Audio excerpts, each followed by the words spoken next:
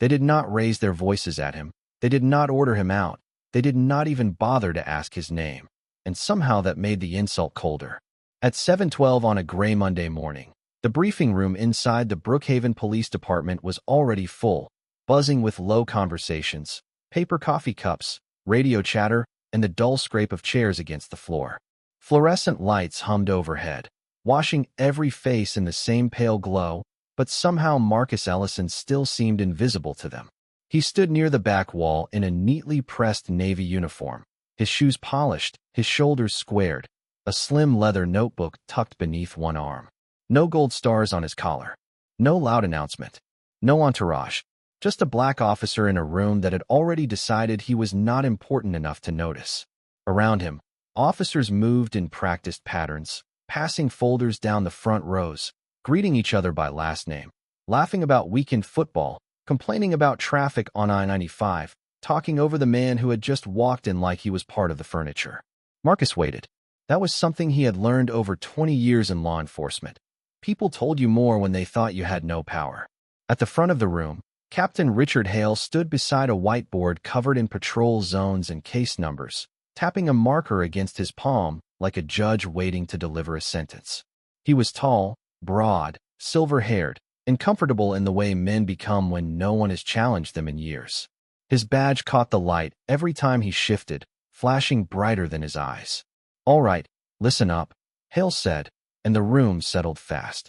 Marcus stepped forward just enough to hear clearly. No one moved aside for him. A young officer glanced back, saw his face, then looked away as if looking too long might require politeness. Hale began outlining the week's priorities. Increased patrols on the south side, more stops near the bus terminal, more pressure around the housing blocks off Mercer Avenue. His tone was casual, almost bored, but every word carried weight. Marcus listened closely. He knew those streets. He had grown up 3 blocks from Mercer. His mother had worked night shifts at Brookhaven General. His father had driven a city bus through those same neighborhoods for 31 years. To some people, those streets were colored blocks on a map. To Marcus, they were front porches, corner stores, church steps, kids riding bikes under streetlights, families trying to get home safe. Hale pointed to a red circle on the board. "This area has been giving us problems again," he said. Same crowd, same attitude, same excuses. A few officers chuckled. Marcus lifted his eyes. Not angry, not surprised, just awake. He raised one hand, calm and measured. "Captain, are those deployment changes based on recent incident data or community complaints?" The room shifted, not loudly, but enough. A chair creaked. Someone coughed. Hale stopped tapping the marker and turned slowly, as though a coat rack had suddenly spoken. "Excuse me." Marcus kept his voice even. "I'm asking whether the patrol increase is tied to specific calls for service, or whether we're relying on old assumptions about the neighborhood." For 1 second, there was only the hum of the lights. Then a small laugh came from the second row. Hale smiled without warmth. "New guy," he said, dragging the words out just enough for everyone to hear. "You might want to learn when to speak." A few officers looked down at their notes. A few smiled into their coffee. Nobody corrected him. Nobody asked Marcus who he was. Nobody wondered why a man with his posture, his calm, and his eyes had walked into a command briefing before sunrise carrying a sealed folder with the city's official crest pressed into the corner. Marcus looked at Hale, then at the room, taking in every face, every silence, every person willing to disappear behind the comfort of the crowd. He did not argue. He did not defend himself. He only opened his notebook and wrote one line slowly, carefully, as if the room itself had just answered a question he had not yet asked out loud. Culture reveals itself when power thinks no one important is watching. Marcus did not look down at the sentence after he wrote it. He let the ink dry while Captain Hale turned back to the whiteboard, pleased with the small laugh he had earned from the room. That was the easiest kind of power, Marcus thought, the kind that fed on agreement from people too comfortable to question it. Hale continued speaking, drawing patrol lines through neighborhoods as if he were dividing a battlefield instead of assigning public servants to real streets where real families lived. "We are going to increase visibility around Mercer, Ashton Court, and the east entrance of the bus terminal," Hale said. "Keep the pressure up. Make them understand this city is not theirs to play with." The marker squeaked across the board. Marcus watched several officers nod. Some were tired. Some were indifferent. Some looked like they had heard language like that so many times it no longer reached them. That worried him more than open hostility. A loud insult could be confronted. A culture of quiet agreement settled into the walls. Near the front row, Officer Dana Whitaker held a folder against her chest, her eyes moving once toward Marcus and then quickly away. She had recognized something, maybe his name, maybe the seal on his folder, maybe just the weight of a man who was listening too carefully to be ordinary. But she said nothing. Marcus did not blame her yet. Fear had many uniforms. Sometimes it looked like silence. Outside the briefing room windows, Brookhaven was waking up under a low ceiling of clouds. School buses rolled through damp streets. Nurses finished overnight shifts. Shop owners lifted metal gates. People who had spent months attending community meetings, signing complaint forms, and begging to be treated with basic dignity were starting another day, not knowing that inside this building, their lives were being reduced to zones, risks, and problems. The city had not reached this moment by accident. For nearly a year, Brookhaven had been losing trust one encounter at a time. A college student stopped 3 times in 1 month while driving to work. A grandfather questioned outside his own apartment building because someone thought he looked unfamiliar. A mother who called for help during a neighborhood dispute and left feeling like she had become the suspect. None of those stories made national headlines. They were too ordinary, too quiet, too easy for people in power to explain away. But ordinary pain still counts. Quiet humiliation still leaves marks. That was why the mayor's office had called Marcus Ellison 6 weeks earlier and asked if he would consider coming home. Not for a ceremony, not for a political photograph, for repair.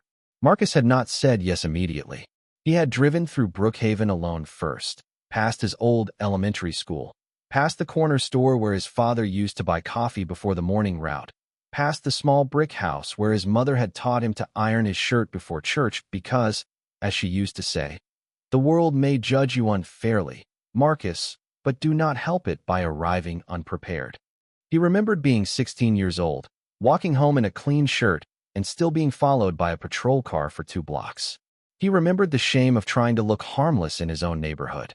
He remembered deciding that if he ever wore a badge, he would never forget what it felt like to be watched before being known. Back in the briefing room, Hale moved to the next item.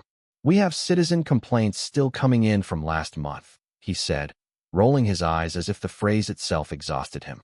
"Most are exaggerated. Some are probably coached. Either way, keep your reports tight and your cameras clean. We do not need another paperwork circus." This time Marcus did not raise his hand.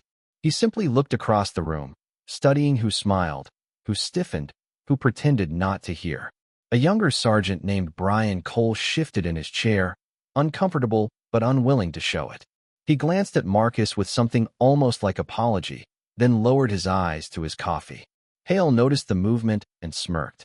"Something to add, Cole?" "No, Captain," Cole said quickly. "Nothing." Marcus closed his notebook halfway. Not all failures wore cruelty on their face. Some wore hesitation. Some wore self-preservation. Some wore the quiet hope that someone else would be brave first. Hale lifted a stack of briefing packets from the table and passed them down the front row. They moved hand to hand, row to row, until the last packet stopped 2 seats before Marcus. The officer holding it looked back, saw him standing there, and set the packet on an empty chair instead. Marcus waited to see if anyone would correct it. No one did. Hale saw it too. His mouth barely moved, but the satisfaction in his eyes was unmistakable. Marcus stepped forward, picked up the packet from the empty chair, and opened it with the same calm he had carried into the room. On the first page, under the list of unresolved community complaints, he saw 3 names he already knew from the confidential transition file waiting in his office upstairs. 3 families. 3 stories. 3 chances this department had been given to do the right thing before the city finally brought in someone who would. Marcus read the 3 names without changing expression, but each one landed with weight. Eleanor Price, 68 years old, retired school librarian, questioned for 20 minutes outside her own church because someone said she looked suspicious near a donation box. Jamal Reed, 19, community college student, stopped on his way to a part-time job at a grocery warehouse, late enough afterward to lose the shift he needed for rent. Denise Carter, 34, mother of 2, the woman who had called for help, and ended up being talked down to in front of her children as if asking for protection had been an inconvenience. Their complaints had been marked pending, pending, pending, the softest word a system used when it wanted people to get tired and disappear. Marcus turned the page slowly. The room kept moving around him, but for a moment he was not in the briefing room. He was back in the mayor's office 6 weeks earlier, seated across from Deputy Mayor Evelyn Brooks while rain tapped against the tall windows behind her. She had placed a thick folder on the table between them and said, "This city does not need a symbol, Marcus. It needs a change in behavior." He had respected that. Symbols were easy. Behavior was the hard part. A press conference could last 15 minutes. Culture lived in hallways, roll calls, jokes, paperwork, who got believed, who got dismissed, who got protected, and who got left standing alone. That was why Marcus had requested one condition before accepting the appointment. He did not want a formal introduction on the first morning. He wanted to observe the department before the department had time to perform respect. Evelyn had leaned back in her chair, studying him carefully. "You understand what you may hear," she had said. Marcus had nodded. "That is the point." Now, standing in the back of the briefing room, he understood that his request had been necessary. Captain Hale had not created this atmosphere alone. He had simply been allowed to become comfortable inside it. The others had learned the rhythm. Laugh at the right time. Look away at the right time. Let the wrong words pass if they came from the right person. It was not always hatred that damaged a department. Sometimes it was habit. Sometimes it was the slow surrender of good people who decided peace in the room mattered more than dignity outside of it. Hale moved on to assignments, calling names in a clipped voice. Whitaker, North Corridor Schools. Cole, Bus Terminal. Ramirez, Downtown Retail. Ellis, you can shadow whoever has time to babysit. The room paused. Marcus looked up. "Ellison," he said. Hale did not look at the roster again. "What was that?" "My name is Ellison." The correction was quiet. It should have been simple. A professional courtesy, nothing more. But Hale smiled as though Marcus had challenged him. "Right, Ellison." "Well, Officer Ellison, around here we earn the room before we start correcting people in it." Another low laugh moved through the chairs, weaker this time, but still there. Dana Whitaker's jaw tightened. Brian Cole stared at the floor. Marcus closed the packet and held it at his side. He could feel the temperature of the room change, not in degrees, but in conscience. Everyone knew something was wrong. Not everyone was willing to pay the price of saying so. Imagine standing there, surrounded by people sworn to protect fairness, and realizing fairness could not even survive a name being spoken correctly. Imagine watching grown adults measure your worth by what they assumed before they ever asked who you were. Marcus had lived long enough not to be surprised, but he had also served long enough to refuse to become numb. He took one step forward. "Captain, may I ask one more question?" Hale let out a breath, theatrical and impatient. "Make it quick." Marcus looked at the whiteboard, then at the officers, then back to Hale. "When citizens file complaints against this department, who in this room believes those complaints deserve to be read before they are dismissed?" Silence. Not confusion. Not ignorance. Silence with knowledge inside it. Hale's face hardened, but Marcus did not raise his voice. He did not need to. The question had already entered the room and taken a seat. Somewhere near the front, Dana Whitaker lifted her eyes. For the first time that morning, she did not look away. The question stayed in the air longer than Hale wanted it to. It did not accuse anyone by name. It did not need to. Every officer in that room knew what happened to complaints when the person filing them did not have money, influence, or the right last name. They moved from desk to desk, stamped and scanned, acknowledged and delayed, until the people who filed them either gave up or learned the lesson the system had been teaching them all along. Your voice matters only if someone inside decides it does. Marcus watched that truth move across the room in small ways. A hand tightening around a coffee cup, a glance toward the floor, a throat clearing with no words behind it. Captain Hale capped the marker slowly, his jaw set. "Officer Ellison," he said, this time pronouncing the name correctly but making it sound like a warning. "You seem to have a lot of opinions for someone who just arrived." Marcus held his gaze. "Questions are not opinions, Captain." The room went still. Not loud still. Police still. The kind where people knew a line had appeared and everyone was waiting to see who would step over it first. Hale walked away from the board and toward the center aisle. He did not move fast. He did not have to. Men like Hale believed the room moved with them, that every badge, chair, wall, and silence belonged to their authority. "Let me explain something," he said. "This department has procedures. It has chain of command. It has people who have been doing this job long before outsiders started showing up with soft language and community meeting slogans." Marcus noticed the word outsiders. He had been born less than 3 miles from that building. Hale had moved to Brookhaven from another county 15 years ago, but belonging had never been about geography for men like him. It was about who they were willing to see as legitimate. Marcus nodded once. "I respect chain of command." Hale smiled. "Good. Then here is your first lesson. You listen before you speak." "I have been listening since I walked in." The answer came too calmly to be disrespectful, but it struck harder than a raised voice. Dana Whitaker looked down at the folder in her lap, then back up again. Brian Cole shifted, his discomfort now visible. Hale's eyes narrowed. "And what exactly have you heard?" Marcus looked at the whiteboard, then at the packet in his hand, then across the faces in the room. "I heard neighborhoods described as problems instead of communities. I heard complaints treated like annoyances instead of warnings. I heard officers laugh when a colleague was corrected for asking about data. And I heard my name misread after it was printed clearly on the attendance sheet in front of you." No one laughed this time. Hale's face reddened, not with embarrassment, but with the anger of a man discovering that the person he dismissed had been taking notes. "Careful," Hale said. "With respect, Captain, that is what I am being." The words were steady, but the room felt the shift. Marcus was not pleading to be included. He was documenting what exclusion looked like from the inside. For a few seconds, even Hale seemed to sense something he could not identify, a faint wrongness in the situation, a small signal that maybe this man at the back of the room was not the easy target he had assumed. But pride is a poor investigator. It ignores evidence until the evidence is standing too close to deny. Hale turned toward the front table and lifted the roster. "You are not listed with command staff," he said. "You are not listed with patrol supervisors. You are not listed with internal operations. So as far as this briefing is concerned, you are a guest." Marcus said nothing. Hale placed the roster down with a soft slap against the table. "And guests do not interrupt." Dana finally moved.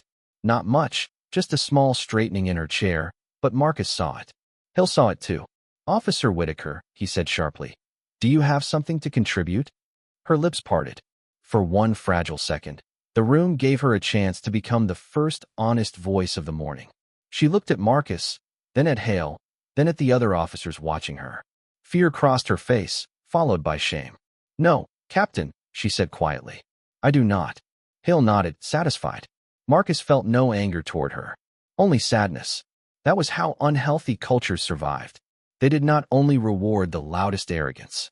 They trained decent people to doubt the value of their own courage. Hale turned back to Marcus. "Step outside," he said.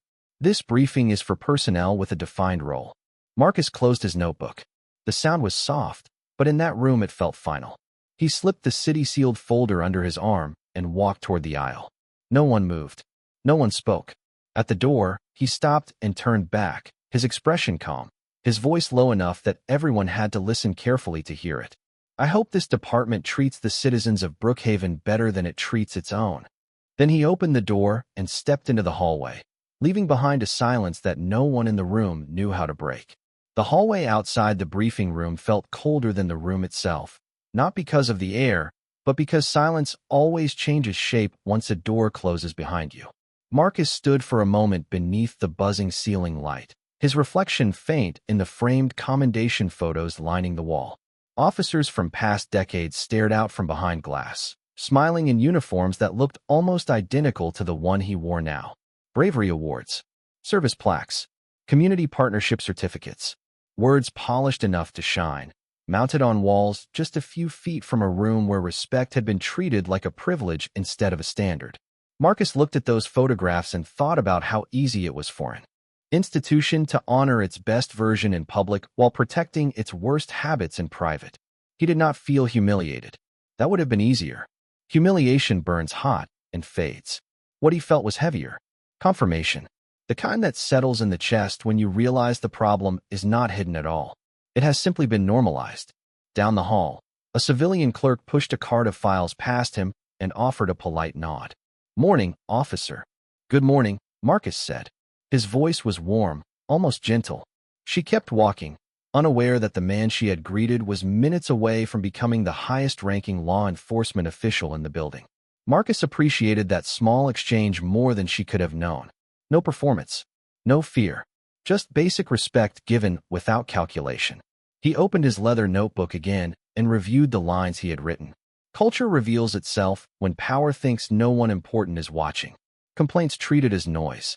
Name used as control. Silence from good officers. He added another line beneath them. Reform must protect the honest before it punishes the arrogant. That mattered. If he walked back into that room only to crush Hale publicly, the department would learn the wrong lesson. Fear could create obedience, but it could not create integrity. Marcus had seen that in other cities, in other departments, in other rooms where leaders mistook embarrassment for accountability. A man could be shamed into silence and still remain unchanged.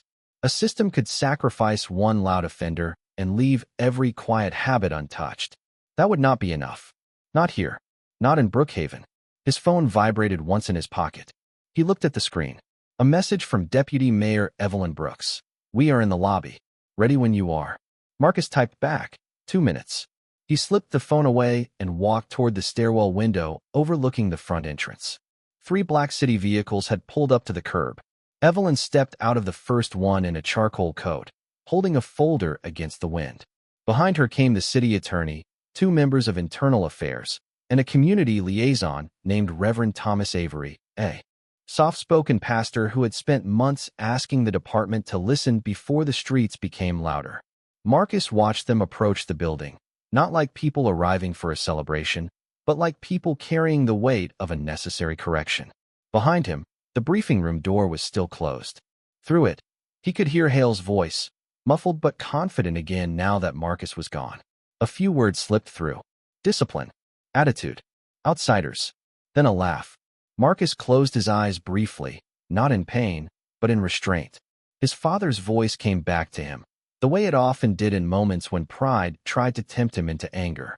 Son, never let a small man make you smaller just so you can meet him where he stands. Marcus opened his eyes. He was not walking back into that room to win an argument. He was walking back in to change the rules of what that room would be allowed to tolerate. Inside, Hale resumed the briefing with a sharper edge, turning Marcus into a lesson for everyone else. That, he said, loud enough now for the hallway to catch pieces of it, is what happens when people confuse a uniform with authority. A badge does not make you command. Marcus almost smiled at the irony. Then Officer Dana Whitaker opened the door and stepped into the hallway. She froze when she saw him standing there. For a second, neither of them spoke. Her face carried the strain of someone who had swallowed the truth and found it bitter. Officer Ellison, she said quietly, this time careful with the name. Marcus turned fully toward her. Officer Whitaker. She glanced back at the closed door, then lowered her voice. I should have said something. Marcus studied her, not unkindly. Why did you not? The question was simple, but it reached deeper than accusation. Dana exhaled slowly. Because in that room, speaking up feels like stepping off a curb into traffic. You know you are right, but you still wonder what it will cost. Marcus nodded. That was the first honest answer he had heard all morning. Then remember this feeling, he said. Because a lot of citizens feel it before they ever file a complaint against us. Dana looked down, and the words landed, not as punishment, as recognition. Footsteps echoed from the end of the hallway. Deputy Mayor Brooks had arrived with the others. Marcus straightened, placed his notebook inside the folder, and looked once more at the briefing room door. The silent test was over. Now the room would learn who had really been taking it. Deputy Mayor Evelyn Brooks did not rush when she reached Marcus. She had the calm posture of someone who understood that public trust was not restored by dramatic entrances, but by decisions made carefully enough to last. The city attorney stood to her left, holding a slim binder marked confidential. Reverend Thomas Avery stood to her right, his hands folded in front of him, his expression heavy but hopeful. Behind them, 2 internal affairs representatives waited with the quiet patience of people who knew their work would not be popular once the door opened. Evelyn looked at Marcus first, then at Dana Whitaker, who was still standing near the wall with her folder pressed to her chest. For one brief moment, Dana looked like a student caught outside the principal's office, but Marcus gave her a small nod, not to excuse her silence, but to invite her courage back into the room with him. "Are you ready?" Evelyn asked. Marcus glanced at the closed briefing room door. Hale's voice still carried through it, confident and careless. "I have seen enough to begin," Marcus said. Evelyn understood the difference. Begin, not finish. Because one morning could reveal a culture, but repairing it would take more than a speech, more than a suspension, more than a headline. It would take policy, training, consequences, protection for people who told the truth. It would take the kind of leadership that stayed after the cameras left. Marcus placed his hand on the door handle, but before he opened it, he looked at Reverend Avery. "Reverend, I want you in the room for this." The older man's eyes softened. "The community has been outside that room for too long," he said. "Maybe it is time we step inside." Marcus opened the door. The sound was not loud, just a soft turn of metal, but every head inside moved toward it as if the entire building had shifted. "Captain." Hale stopped mid-sentence at the front of the room, marker still in hand. His expression changed quickly, first irritation, then confusion, then professional caution as he recognized Evelyn Brooks. Chairs scraped back. Coffee cups were set down. Officers straightened in their seats, suddenly aware of posture, language, and rank. Respect arrived fast once power became visible. Marcus noticed that too. Evelyn stepped in first. The city attorney followed.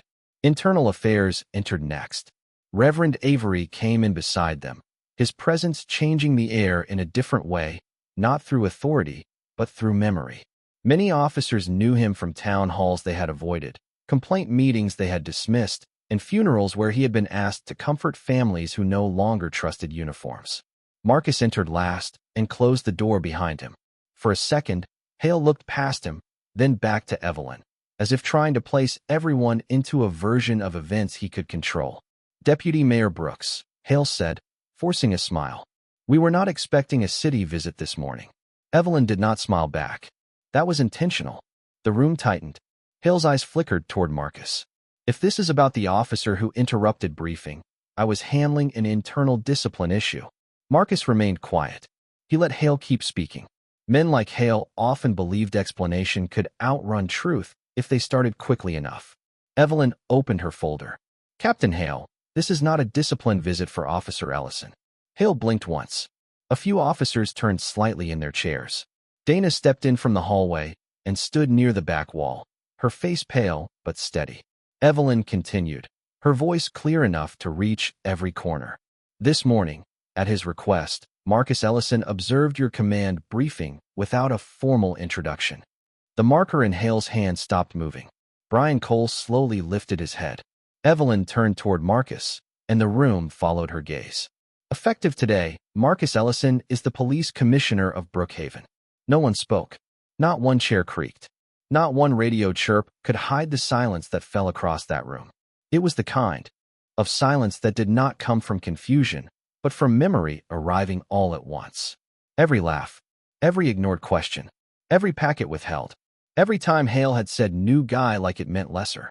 Marcus looked at them, not with triumph, not with anger, but with the steady disappointment of a man who had hoped to find better and had prepared himself to confront worse. Hale's face lost color in slow stages. His mouth opened, but no words came out at first. When he finally spoke, his voice had changed. "Commissioner, I was not aware." Marcus nodded once. "That is exactly why this morning mattered." The sentence landed softly, but it struck the room harder than shouting could have. Hale swallowed. "Sir, there may have been a misunderstanding." Marcus stepped forward, the city-sealed folder under his arm, his notebook now in his hand. "There was no misunderstanding, Captain. There was behavior. There were choices. There was a room full of trained observers who watched those choices and measured whether they were safe enough to challenge." His eyes moved briefly to Dana, then to Brian Cole, then across the rest of the officers. "This is not only about how I was treated. It is about what that treatment revealed." Reverend Avery lowered his eyes, as if the words confirmed what the community had been saying for months. Evelyn remained still beside Marcus. The Internal Affairs representatives opened their binders.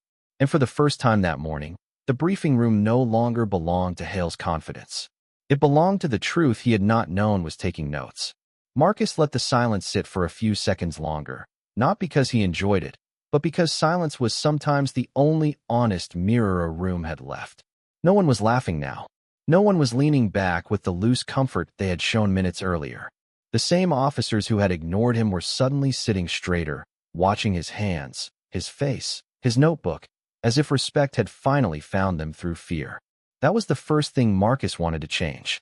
He did not want a department where people became polite only when rank entered the room. He wanted a department where dignity was automatic, where the person without a title still received the courtesy given to the person with one.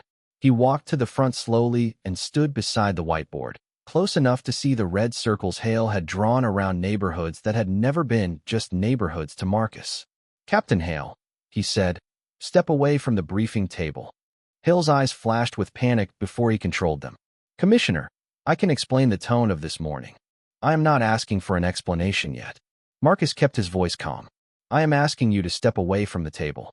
Hale looked at Evelyn Brooks, perhaps hoping for a political rescue, but Evelyn did not move. The city attorney remained expressionless. Internal Affairs waited. Hale set the marker down and moved 2 steps back. The small distance changed everything. For years, he had owned the front of that room. Now he stood to the side of it, forced to see what authority looked like when it was no longer his to perform. Marcus turned to the officers. "Before I say anything about policy, I want every person in this room to understand what just happened. I did not come here this morning to trick you. I came here to observe you. There is a difference." His eyes moved over the rows slowly. A trick creates a false situation. Observation reveals a real one. Brian Cole swallowed hard. Dana Whitaker held her folder tighter, but she did not look away this time. Marcus lifted the briefing packet. "This document lists unresolved civilian complaints. Some of these complaints are minor. Some are serious. All of them are human. They are not paperwork clutter. They are people asking whether the institution with the power to stop them, question them, cite them, detain them, or protect them is also willing to hear them." He looked back at the board. "When complaints are treated like annoyances, communities learn not to trust us. When officers laugh at reasonable questions, younger officers learn that indifference is safer than integrity. When a name is ignored or intentionally mishandled, it sends a message before policy ever begins." Hale shifted. "Commissioner, with respect, this department has served Brookhaven for decades." Marcus turned toward him. "With respect, Captain, years of service do not cancel out the need for accountability." The room absorbed that. Not loudly, deeply. The words did not attack the badge. They removed the hiding place behind it. Marcus opened his notebook. "Here is what happens next. Effective immediately, all unresolved civilian complaints from the past 18 months will be reviewed by a joint panel that includes Internal Affairs, the City Attorney's Office, and Community Representation. Body camera compliance will be audited weekly for the next 90 days. Any officer found discouraging a citizen from filing a complaint will face formal review. Any supervisor who delays complaint processing without documented cause will answer for that delay."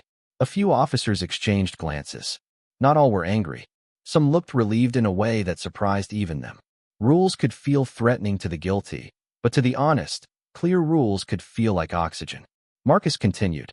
"We will also create a protected reporting channel for officers who witness misconduct or discriminatory behavior inside this department. No officer should have to choose between telling the truth and keeping a career." His eyes settled on Dana for a brief second. She understood. So did Brian Cole. Hale's voice came quieter now. "And what about me, Commissioner?" Marcus faced him fully. This was the moment the room expected anger. Maybe humiliation. Maybe the public fall they could gossip about later in locker rooms and parking lots. But Marcus had not come to trade cruelty for cruelty. "You will be placed on administrative leave pending review of your conduct, your handling of civilian complaints, and your supervisory practices. You will be treated according to policy. Fairly. Completely. The way every citizen should have been treated when they came to this department asking to be heard." Hale looked away first. That was when the room understood the difference between revenge and justice. Revenge needed a spectacle. Justice needed a standard. Marcus turned back to the officers, his voice lower now, but stronger because of it. "This badge does not make us bigger than the people we serve. It makes our responsibility bigger. And from this morning forward, no one in Brookhaven will be dismissed because of their neighborhood, their last name, their accent, their age, or the color of their skin. Not by policy, not by habit, not by silence. For the first time, Dana Whitaker stood. Her chair made a soft sound against the floor. Everyone looked at her. Her voice shook, but it did not break. "Commissioner Ellison," she said, "I should have spoken up earlier. I knew it was wrong." Marcus looked at her with steady eyes. "Then start now." Dana nodded, and the room felt it. The first crack in the old silence, small but real, the kind of crack where light could finally get in. Dana's words did not fix the room, but they changed its direction. That was how real change often began, not with thunder, not with applause, not with everyone suddenly becoming brave at once, but with one person choosing truth while her voice was still shaking. Marcus let the moment breathe. He had seen departments where apologies were rushed past because leaders were afraid of discomfort, but discomfort was not the enemy. Discomfort was often the first sign that denial was losing its grip. Captain Hale stood near the wall, no longer speaking, his face tight with the strain of a man watching the ground shift beneath a career he thought was untouchable. Brian Cole slowly rose next, not as confident as Dana, not as clear, but unable to remain seated after she had stood. "Commissioner," he said, and the words sounded difficult for him, not because of Marcus, but because of what it admitted. "There were complaints I should have pushed up the chain. I told myself they were not my cases. I told myself supervisors knew better. But some of those reports came across my desk, and I knew they deserved more than they got." Marcus looked at him for a long moment. "Will you put that in writing?" Cole swallowed. "Yes, sir." "Then do it before the end of the day."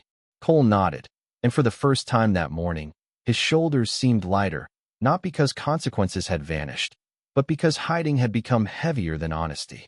Reverend Avery stepped forward then, his voice low, carrying the patience of someone who had spent years speaking to rooms that were not ready to listen. "Most people outside this building are not asking officers to be perfect," he said. "They are asking you to be reachable. They are asking you to be human before you are defensive." A few officers looked at him with guarded expressions, but no one interrupted. That alone was new. Marcus turned the briefing packet to the first complaint on the list. "Eleanor Price," he said. The name moved through the room like a person entering. 68 years old. Retired librarian. She filed a complaint after being questioned outside New Hope Baptist Church. She said the officer never asked if she needed help, only why she was standing there. Dana lowered her eyes. She knew the case. So did Cole. Marcus continued. Jamal Reed, 19 years old. Stopped twice near the bus terminal within 10 days. Both stops marked as casual contact. No citation, no report beyond a field note. He missed work after the second stop and lost hours he could not afford to lose. The room was quiet in a different way now. Not trapped. Listening. Denise Carter, Marcus said, called this department because of a dispute near her apartment. Her complaint says she was spoken to like a suspect in front of her children. The report says the scene was cleared without incident. He closed the packet. Without incident is one of the most dangerous phrases in policing when the only people allowed to define incident are the people with authority. Evelyn Brooks gave the smallest nod. The city attorney made a note. Hale stared at the floor. Marcus placed the packet on the table where everyone could see it. We are going to call these citizens. Not with excuses. Not with legal language designed to exhaust them. We will ask them to come in if they are willing. We will listen. We will review the records. And where this department failed, we will say so plainly. One older lieutenant, near the side wall, cleared his throat. Commissioner, some officers may feel like the whole department is being blamed. Marcus turned to him. Then we will teach the difference between blame and responsibility. Blame looks backward only. To punish. Responsibility looks backward to understand what must never happen again. The lieutenant did not argue. Maybe because the answer was fair. Maybe because fairness had been missing long enough to sound unfamiliar. Marcus looked around the room once more. No one in this building should fear accountability unless they have built a career avoiding it. Good officers should welcome standards that separate service from misconduct. Honest officers should not have to carry the weight of someone else's arrogance. Dana nodded slowly. Cole did too. Others followed, some with conviction, some with caution, but the old wall of silence no longer looked solid. It looked cracked, and through those cracks, the room could finally see the people waiting outside its decisions. Marcus picked up his notebook and closed it. This morning is not the story of one man being disrespected and then revealing a title. That would be too small. This morning is about what happens when a department forgets that every person it overlooks is still a person. Every name matters. Every complaint matters. Every silence teaches something. He paused, letting the words settle where jokes had been only minutes before. From now on, we will be careful what we teach. For a while after Marcus finished speaking, no one moved. The briefing room had become something it had not been in a long time. Honest. Not comfortable, not healed, not suddenly clean of every old habit, but honest enough for the truth to stand in the open without being laughed out of the room. Captain Hale remained near the wall, his hands at his sides, no longer able to use volume as authority.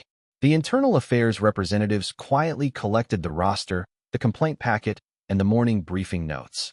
Evelyn Brooks spoke with the city attorney in low tones near the door.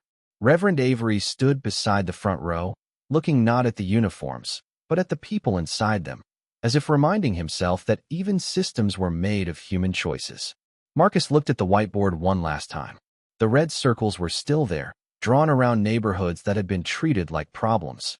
He picked up the eraser and wiped them away.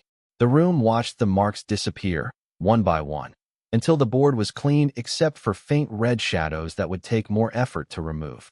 That felt right. Some stains did not vanish on the first pass. They needed pressure. They needed repetition. They needed someone willing to keep wiping until the surface could be used for something better. Marcus turned back to the officers. "Briefing is not canceled," he said. "It is being corrected." No one misunderstood him. This was not theater. The work would continue, but it would continue differently. Assignments were rewritten with clearer standards. Patrol plans were tied to actual calls for service, not old assumptions. Community complaints were placed on the agenda, not buried beneath it.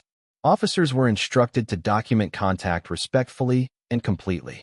Supervisors were told they would be measured not only by numbers, but by fairness, accuracy, and trust. It took 23 minutes to rebuild what Hale had tried to finish in 10. By the end, the room looked tired but awake. Dana Whitaker approached Marcus near the door after the others began filing out. "Commissioner," she said, "I meant what I said. I want to help fix this." Marcus studied her face. There was fear there, but also something stronger beginning to rise beneath it. "Then be consistent," he said. "Courage that only appears during big moments is not enough. The small moments are where culture is made." Dana nodded. "Yes, sir." Brian Cole came next, holding the complaint list like it weighed more than paper. "I will write the statement before noon," he said. Marcus nodded once. "Write the truth, not the safest version of it." Cole looked down, then back up. "I understand." Across the room, Hale was escorted out by internal affairs, not in disgrace for spectacle, but in procedure. No insults, no shouting, no public cruelty, just process, just the same standard Marcus wanted for everyone. As Hale passed him, he paused, his voice low. "I did not know who you were." Marcus looked at him, and there was no satisfaction in his eyes. "That was never the problem, Captain. The problem was who you thought I was when you did not know." Hale had no answer. Maybe someday he would. Maybe not. But for the first time in years, the department would not depend on his willingness to understand before it acted. A little later, Marcus stepped outside the station with Evelyn Brooks and Reverend Avery. The clouds had begun to break over Brookhaven, thin sunlight touching the wet pavement along the curb. A few residents had gathered near the front steps, people who had heard a new commissioner was arriving, people who had filed complaints, people who had stopped expecting much, but still came because hope is stubborn when dignity is involved. Among them stood Eleanor Price in a dark blue coat, Jamal Reed with a backpack over one shoulder, and Denise Carter holding the hands of her two children. Marcus recognized them from the file before they ever said a word. He walked down the steps, not above them, not behind a podium, but close enough to be heard without a microphone. "I cannot fix yesterday with a speech," he said, "but I can tell you what begins today. This department will listen before it judges. It will answer before it hides. And it will remember that every badge in this building exists because the people outside it deserve safety with dignity." No one cheered at first. The words were too serious for that. But Eleanor Price nodded slowly. Jamal looked Marcus in the eye. Denise squeezed her children's hands, and something in her face softened. Not trust yet, but the possibility of trust. Marcus knew that was enough for one morning. Trust did not return all at once. It came back through kept promises, through corrected reports, through names spoken properly, through doors opened instead of closed. Behind him, the station stood the same as it had at sunrise, brick and glass and flags shifting in the wind. But inside, something had been interrupted. A silence, a habit, a way of treating people as if their worth depended on who they turned out to be. They had ignored him because they thought he had no power. But real power had been watching quietly the whole time, and when it finally spoke, it did not come to humiliate them. It came to remind them that respect is not a reward for rank. It is the first duty of anyone trusted to serve.